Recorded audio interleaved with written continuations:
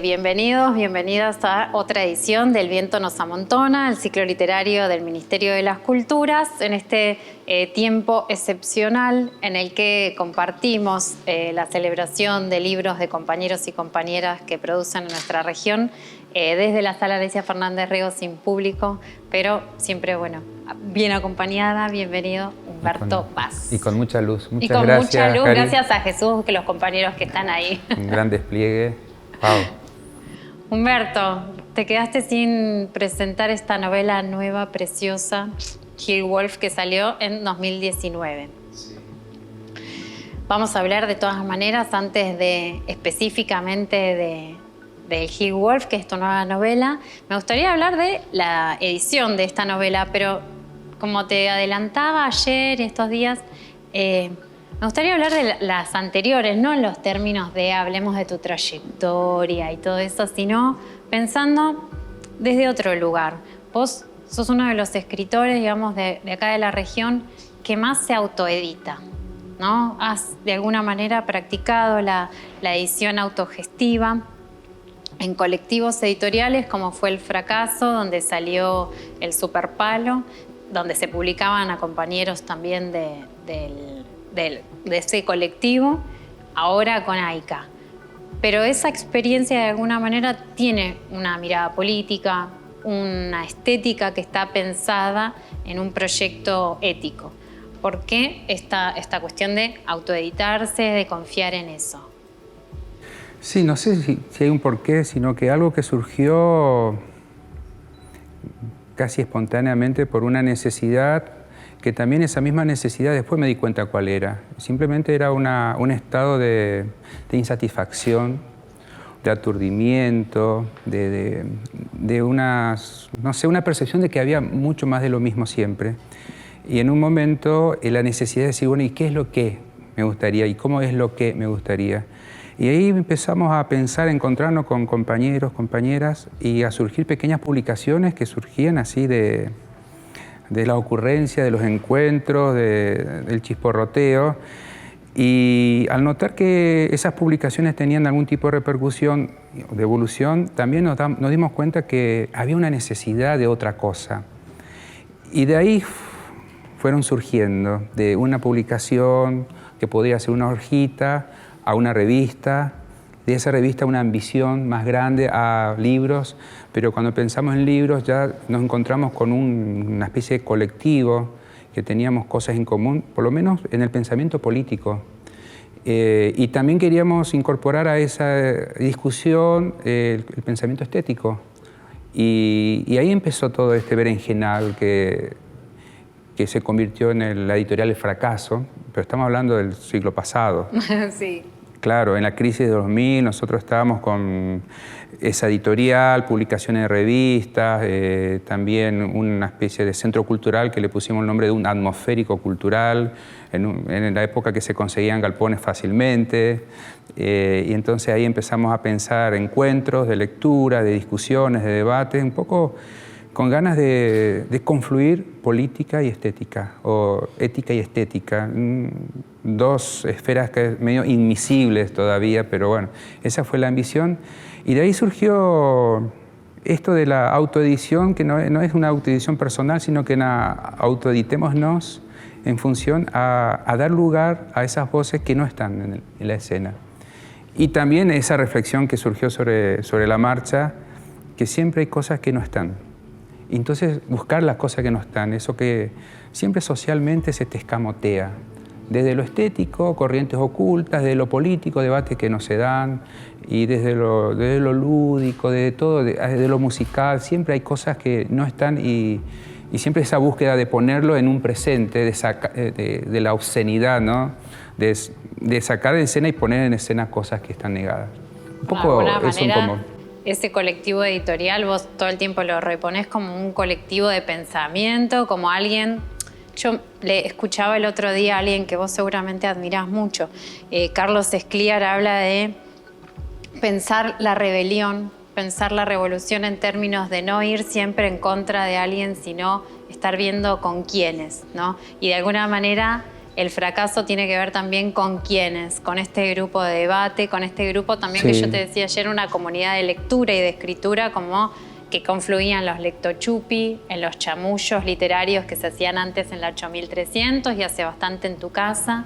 Sí, tal cual. Quedarse simplemente en lo que uno rechaza es como que quedar medio trunco, pero creo que el ejercicio es también, no sé si el deseo se piensa, pero afirmarse en un deseo, ¿y qué quiero? ¿Y cómo quiero? Y desde ahí es empezar a arriesgarse, y arriesgarse en las propuestas, en la producción, en el desafío lo colectivo y también en lo estético. Pero no es el riesgo así, bueno, voy a sentarme a arriesgar. El riesgo es una necesidad que surge de esta combinación de qué cosa no hay y qué quiero que exista. Y a jugar libremente sin esa espera de la inmediatez en la repercusión. Que también es de alguna manera un proyecto estético en tus distintas etapas de las últimas novelas, o sea, del Super Palo, El Señor Ugg y ahora en Hill Wolf, también en esa no dependencia de quién te lee o quién está ahí para reponer esta búsqueda de escamotearle, como decís, siempre al sentido. Sí y no, digamos que el tema del fracaso fue como hacerse cargo de que hay un proyecto que fracasó y asumir con alegría para reconstruir todo eso. Pero paradójicamente el hecho de que no publicara tempranamente o cuando publiqué no tuviera ninguna repercusión fue lo mejor que me pudo haber pasado para decir, bueno, esto no tiene ninguna incidencia, nadie está esperando esto, entonces soy libre para hacer lo que se me cante. Bueno, vos hablabas de riesgo autoral el otro día cuando Claro. conversábamos. De alguna manera este riesgo, ¿qué pasó con tu novela anterior, con el Señor Ugg, que publicó la editorial nacional de Buenos Aires, Entropía, una editorial independiente que tiene determinada tirada nacional, se supone que va a tener una llegada de más alcance? ¿Cómo fue la expectativa?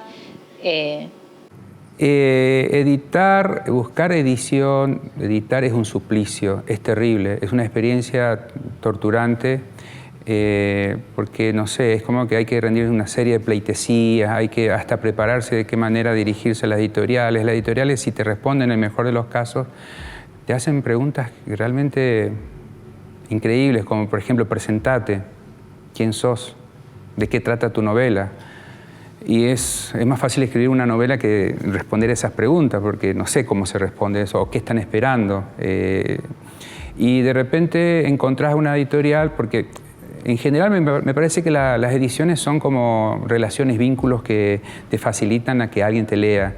Cuando de repente no tenés esos vínculos o no fomentás ese tipo de relaciones, de repente mandás un correo y te dicen que te pueden recibir tu novela y después mandás tu novela y te dicen esta novela es extraordinaria, digo, ya está. Para mí eso es un poco casi lo más importante en el sentido de que la novela se valió por sí misma, sin ningún tipo de intervención, si se quiere, personal, afectiva, para ese tipo de evolución. Y después la publicación y todo eso que también fue interesante en el sentido que la novela por su cuenta se ganó 2 o 3 reseñas sin ningún tipo de intervención, porque sabemos que las reseñas siempre son una especie de intercambio de afectos, ¿no? Y eso lo que puedo decir como de evolución, o de repente que me inviten de México para una antología, una revista entre autores contemporáneos, y que también surgiera todo a partir de la lectura del libro. Ahora, no sé si fue un acierto editorial como negocio, no sé si se habrá vendido, ni quiero preguntar, prefiero la ignorancia, pero no me abrió nada. No es que a partir de ahí que yo pensé como una apuesta y listo, ahora no tengo que pensar más en la edición, esta energía que implica sustraer la energía de la escritura para pensar en la edición. O volver a patear. Y entonces en esa circunstancia me encontró el año pasado con una necesidad de sacar libros. Tengo 4 o 5 novelas ahí que están, hay novelas que tienen 30 años, por ejemplo. Y dije, bueno, está bien, no voy a gastar esta energía en ese suplicio, voy a editar, porque sé cómo editar un libro. Lo hago yo, sé diagramar, sé diseñar. Por supuesto que En este libro hay mucha intervención, mucha colaboración, pero digamos la decisión, voy a publicar este libro, voy a buscar esta etapa, voy a pagar la imprenta, voy, es toda una decisión personal, digamos, esto es una decisión autoral. Caica es la editorial que colectivamente hemos armado para publicar los libros de Alejandra Isabel Kurchan. Caica justamente es en su honor. Y publicamos su último libro, el que estaba escribiendo antes de fallecer. Ya murió en 2017. Sacamos su libro y después como que la editorial se adormeció. Esos tiempos de colectivo son así.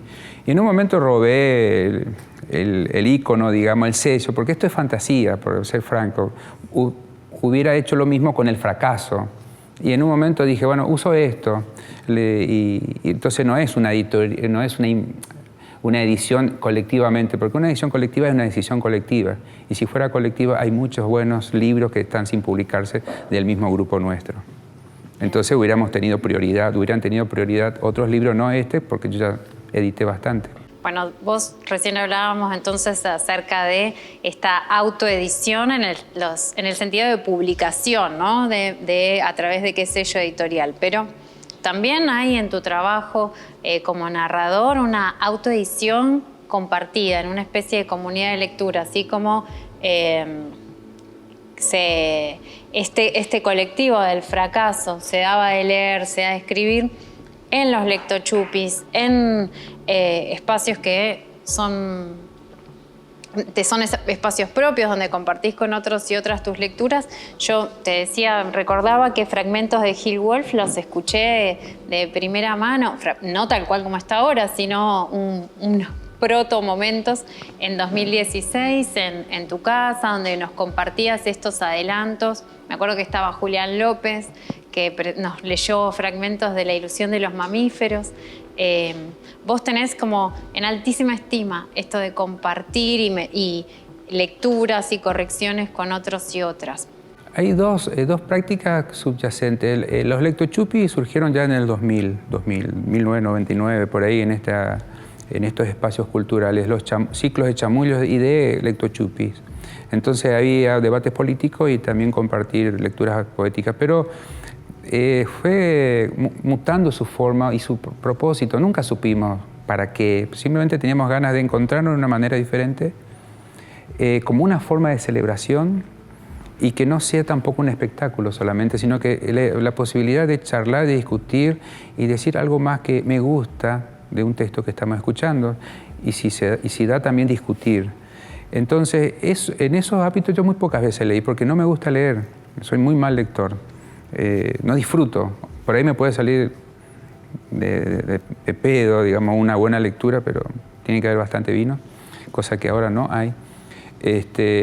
Pero en esos lugares sí es más para la escucha, para que tengan lugar por ahí las escrituras que están medio solapadas y que se animan en un clima así a alguien a sacar su texto y nos encontramos con cosas muy lindas. Después hay otra práctica que sí tenemos con amigos y amigas de leernos críticamente, pero no como espectáculo, sino que de deslizarnos texto, léeme y hacernos devoluciones. Ese ejercicio sí que es para mí muy productivo, porque todos los problemas que yo encontraba, aunque seguro encontraba en mi escritura, de repente podía notar mejor en otra escritura y cuando volvía a mi texto ya no tenía ese problema. Por eso es como una especie de praxis que me dio este tipo de enseñanza, de leernos y de decirnos cosas y de marcarnos cosas a partir también de acuerdos tácitos. No es fácil la devolución, no es fácil receptar la devolución, se ponen muchas cosas en juego, pero ya con una base de mucha confianza y de mucho amor, casi como que lo bueno ya no nos decimos, no necesitamos, sino que vamos a poner en juego nuestro texto. Y eso no es dentro de los lectochupis, eso es como la red que tejemos con compañeros, compañeras, amigos, amigas. ¿Cómo fue con Gil Wolf? ¿Cómo? Nada puede saciar mi curiosidad, ni la explicitación detallada de cómo fue con Gil Wolf. Si algo se aproxima es intentando seguir sus huellas yemales, salivales, seminales, rasqueteando las hendiduras por donde anduvieron sus manos y Me siento fuera de mí por un capricho de voluntad y tengo un arranque de virilidad desconocido. Ni la primera vez con mi finada Adelina sentí tal furor. No puedo sino desearla, y en esa repentina embriaguez me encuentro realizando acrobacias impensadas. Ponerme de rodillas y raptar hacia sus entrepiernas, lo que aún no es mi gesto más indómito, sino el clavar mi nariz entre los pliegues de su hendidura.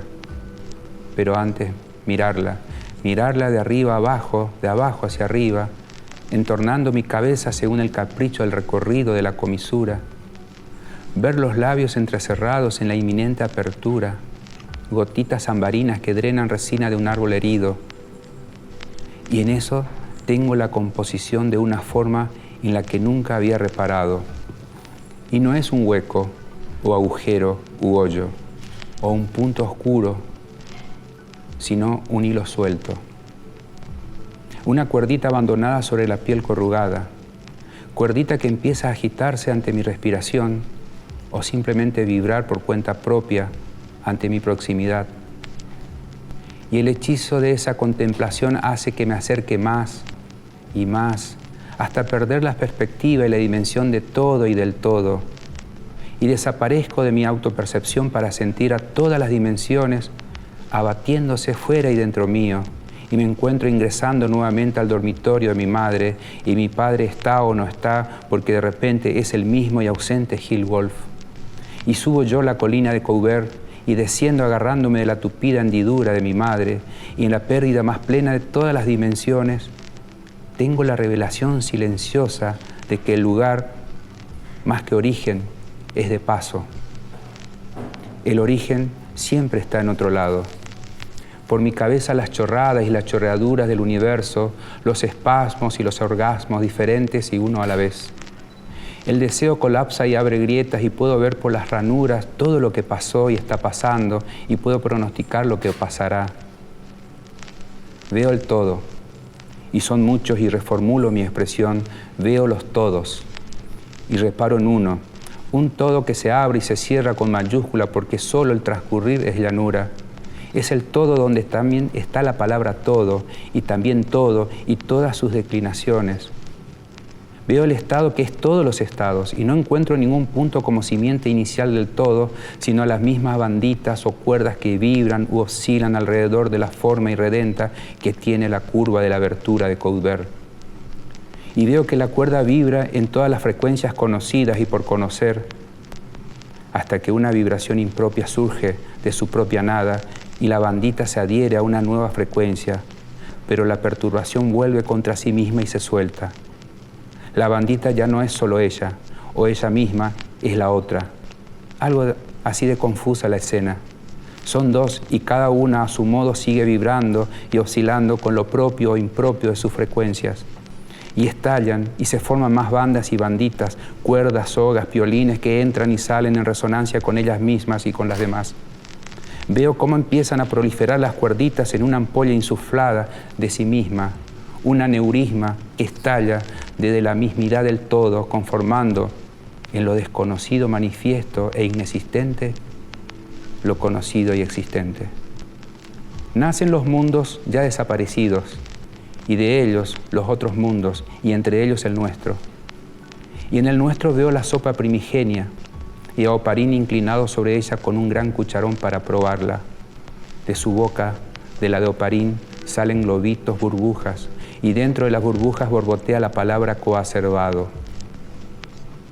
Y las banditas forman chispas, relámpagos, rayos y vapor sulfuroso que se agitan sobre los helechos, las araucarias y la mar embravecida. Salto montañas y piso un mar tieso y puedo verme caminando sobre él. Y puedo elegir arrojarme y es lo mismo, y rodar sobre su cubierta de hule y también es lo mismo. Y en la vera del río que desemboca en ese mar, veo a una joven llorar el desconsuelo de haberse acostado con su prometido. Y en su vientre ya late la certeza de que su aventura de virutas está pregnada en un coacervado. La joven invoca a los dioses para que le den la gracia de una idea que justificara lo injustificable. Sobre su cabeza las banditas forman el globo luminoso de la ocurrencia y con la alegría refulgiendo en su rostro echóse a andar hacia su casa en el momento preciso en que la llaman. María, bandita tú eres. El señor U tiene un trabajo con la fuerza del narrador que, te decía yo ayer, tengo la sensación de que cada vez que pienso esa forma de la narración de tu anterior novela, como una idea de tangente, ¿no? La historia se va diluyendo en un punto, su protagonista, que está casi inmóvil, viviendo una y otra vez un tiempo, despertándose permanentemente en un mismo horario de cada noche, en un mismo espacio, y sin embargo la voz narrativa hace que el texto fluya siempre como hacia afuera, ¿no? Va contando, mira la ventana, va siempre reparando en cosas hacia afuera, como en una virtud éxtima. ¿Qué pasó con Hill Wolf, que de golpe hace como un hiperzoom en una cosa hacia adentro de los personajes, como si se metiera ya en una cuestión orgánica? Y también donde se pierde el referente, o donde la referencia no es la protagonista. ¿Qué trabajo con el lenguaje? ¿Qué reflexiones sobre el lenguaje hay ahí? No hay un pensamiento sobre el lenguaje para pasar de una novela a la otra. Quizás para mí, por lo menos, es como una continuidad. Quizás las formas sean diferentes, ¿es cierto? No lo había pensado, que la forma del señor U puede ser abierta, algo que se desliza tangencialmente siempre hacia un horizonte asintóticamente, digamos, ya que estamos hablando de tangente. Y lo que pienso ahora, me hace pensar, es que lo que tienen en común es que la causalidad en señor U no son los transmitidos por los personajes. La causalidad es transmitida por el propio lenguaje. O sea, ¿por qué se deriva de una escena a otra escena? No hay una causalidad entre los personajes. La deriva es del propio lenguaje. ¿Por qué pasa una escena a otra? Tiene que ver con quizás una palabra que se entona o detona hacia otra esfera.